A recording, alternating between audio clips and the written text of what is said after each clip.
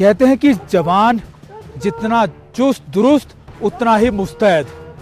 यहाँ पर 17,000 फीट की ऊंचाई पर आखिरी पोस्ट पर जवानों को कुछ यही सीख दी जाती है ताकि वो अपने फिजिकल फिटनेस में या फिर अपने चुस्त दुरुस्त रहने में कोई कोताही नहीं बरते। अभी आप देख रहे हो कि 17,000 फीट की ऊंचाई पर जहां पर बोल पाना भी बहुत मुश्किल होता है, यहाँ पर उनकी ये ड्रिल लगातार रोज की जाती है। यानी जवान इसी तरीके से रोज इकट्ठा होते हैं और अपने योगा करते हैं। दरअसल इन इलाकों के अंदर आप और ज़्यादा फिजिकल फिटनेस या फिजिकल एक्सरसाइजेज नहीं कर सकते, इसलिए योगा इन जवानों को मेंटली और फिजिकली फिट रखता है। और अभी अगर आप देख रहे हो इसी तरीके का एक सेशन लगातार होता हुआ जहां पर जवान अलग अलग जो योगासन यहाँ पर करते हैं ताकि ना सिर्फ इनकी ब्रीदिंग प्रॉब्लम या इनको ब्रीदिंग का कोई इशू ना हो, बल्कि ये मेंटली भी मेडिटेशन कर सकें या फिर इनको हर तरीके के जो इनका जो फिटनेस है या फिर जो इनका जो शारीरिक तौर पर इनको किसी तरीके की दिक्कत ना हो पाए।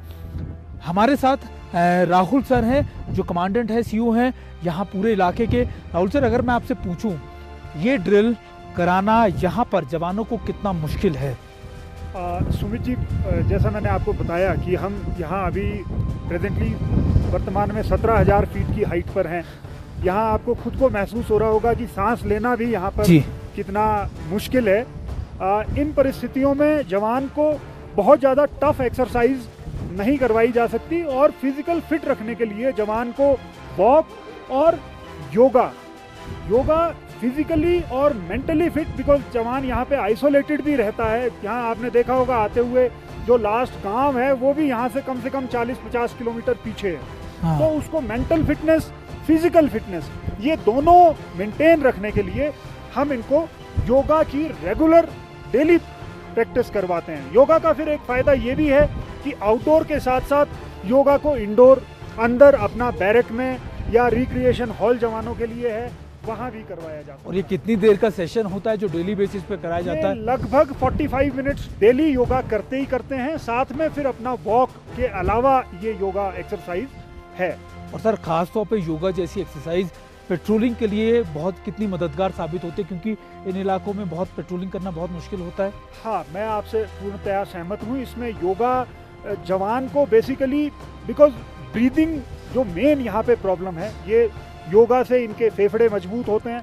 फिर फिजिकल फिटनेस के लिए मैं ये भी बताना चाहूँगा आपको कि आफ्टरनून के टाइम में जिस दिन भी यहाँ पर धूप होती है, मौसम ठीक है, उस समय जवानों को यहाँ पे वॉलीबॉल और जवान यहाँ पे आपस में कभी आर्मी के साथ में क्रिकेट मैच वगैरह, वॉलीबॉल मैचेस, ये सब भी ऑर्गेनाइज। सर अभी तो यहाँ पर वेदर ठीक है जिस तरीके से आप बता रहे हैं, लेकिन जब अगर वेदर पैक्ड रहता है यानी जब बर्फगिरी होती है या अभी और जिस तरीके का मौसम बदलेगा उस समय क्या सिचुएशन होती है? जब वेदर पैक्ड रहता है तो जवानों को एक तो मैंने जैसे बताया इंडोर ही योगा करवाते हैं, साथ में इंडोर में ही जवानों को टेबल टेनिस टेबल वगैरह भी यहाँ पर है रिक्रिएशन हॉल के अंदर।